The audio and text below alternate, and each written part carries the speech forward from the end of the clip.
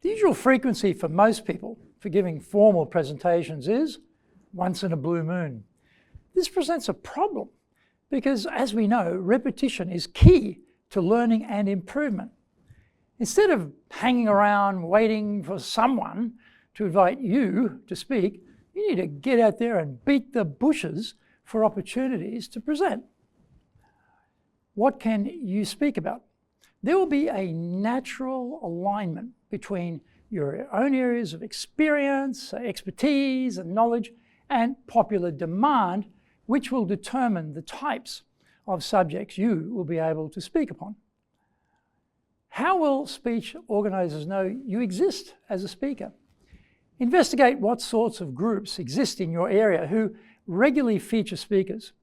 A simple way to demonstrate your ability is to do speeches on relevant subjects, video them, and put them up on social media. Absolutely video the actual live speech. Post that video on your website, YouTube, and social media. We get into a virtuous circle here where success breeds success. This is really great for personal and company brands, and that is what we want.